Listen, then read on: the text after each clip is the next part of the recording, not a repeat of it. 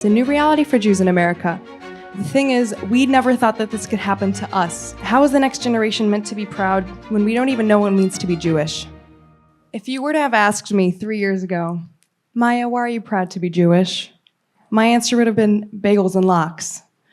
And yeah, as funny as that is, it's equally sad because that was the extent of my identity as a Jewish person. And what makes that even worse is pretty much most of my Jewish friends, their answer would have been as equally shallow. We were told by educators, parents, and Jewish leaders, stand up, be proud to be Jewish, stand tall. But the thing is that most of us don't know what it means to be Jewish. Most of us know very little about Judaism. And you can't be proud of something you know very little about. Jews with little to no exposure to Judaism don't even know what they're missing out on because you don't know what you don't know. If you can't fully identify with and embrace your Judaism, if your relationship to being Jewish is shallow and empty, you can't truly be proud. And this is the challenge we're facing today. I saw it on my college campus.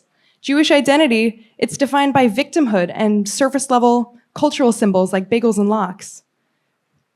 Instead of a relationship with God and Torah, this is how we identify with our Judaism. How on earth is the next generation supposed to be proud Jews?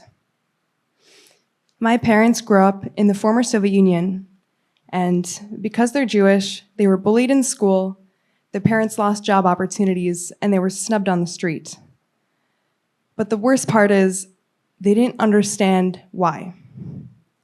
My parents, like most Jews in Eastern Europe, didn't really know what it meant to be Jew. Their only identity as a Jew was as a victim.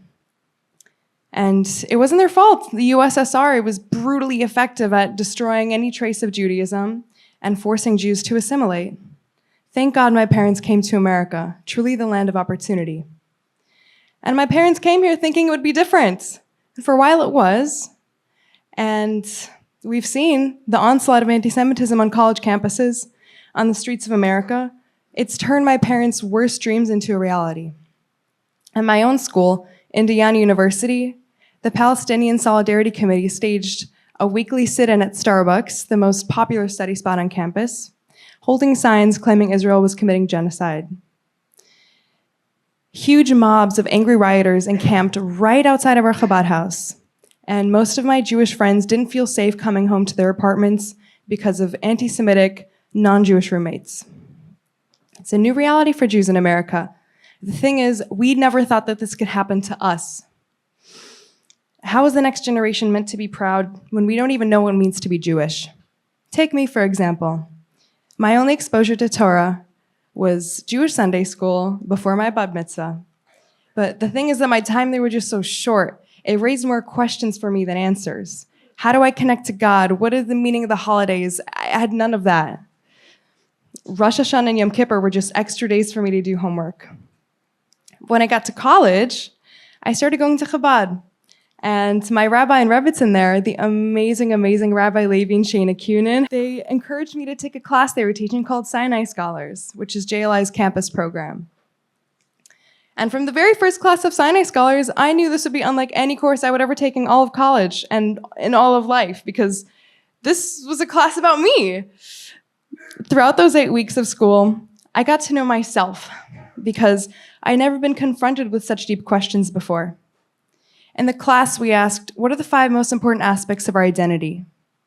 How can I prevent burnout in my life? What is my purpose?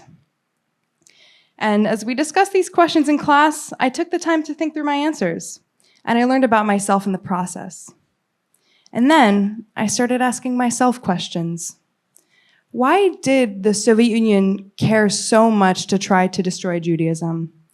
Why did my parents leave everything they know, come to this country with nothing, for me not to live a Jewish lifestyle? And here's that question again. Can you truly be proud to be Jewish when you don't know much about it? So first, Sinai Scholars got me thinking, and then it got me doing. And the first thing I did was to stop using my phone for 25 hours from Friday night to Saturday night. And then I stopped doing...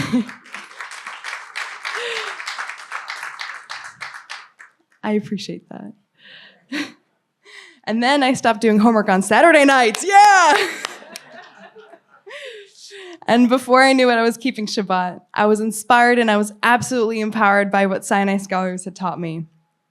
And the thing is, it's not so easy to keep Shabbat on a college campus. And it was about to get harder because I was about to go study abroad in Paris. Now, before I went to Paris, I set 2 goals for myself.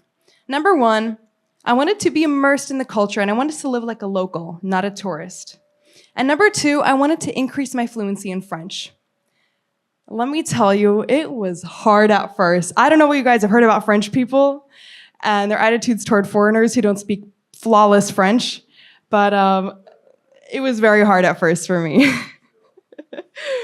How on earth was I supposed to befriend locals and live like a local, this whole Parisian dream? How was I supposed to do that when they're going to just switch to English every time I open my mouth? So these goals felt pretty impossible, but I still held firm.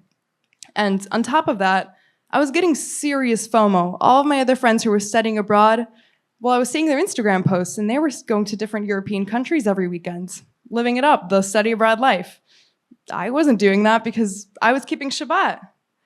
Was I missing out? Was Shabbat really worth it? I thought about this for a while, and I remembered what Rabbi Levi taught us in Sinai Scholars. Shabbat isn't just a day of rest, but a day of connection. A day of connection with family, with friends, and with God. And if God created me, well, then he must know what's best for me, right? So I decided to trust God, and I refocused my perspective from what I wasn't doing on Shabbat to what I was doing. And here's what happened. I accomplished my seemingly impossible goals. So this is how I did it. Each Saturday for Shabbat, I went to Chabad Suren, shout out to them. And we had davening and we had a lovely kiddush. And there I got to meet real French people who actually spoke to me in French and encouraged me to speak in French. And they invited me to their homes to their meals and I met their children and their parents. And turns out Shabbat actually, instead of being the hindrance to achieving my goals, was the means of achieving my goals. JLI et Sinai Scholars m'ont aidé à étendre mes objectifs parce qu'ils m'ont donné des connaissances sur Dieu et sur l'importance de la cohérence. Ces connaissances m'ont permis de prendre ma vie en main et de définir le succès en interne.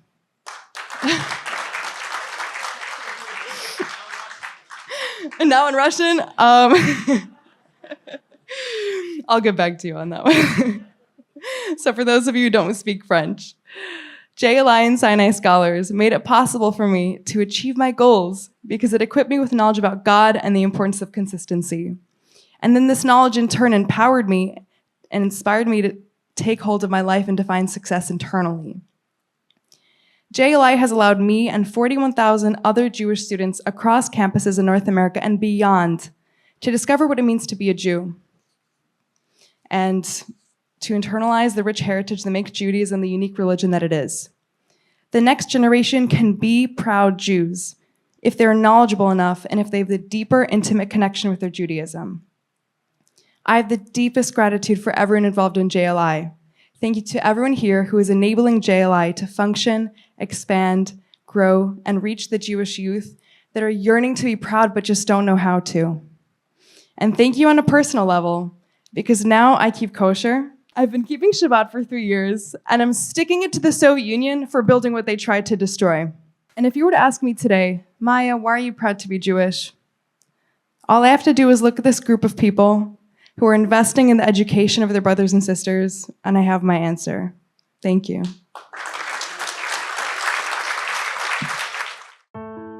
The Rohr Jewish Learning Institute has the largest collection of Jewish media online. Hit subscribe for more.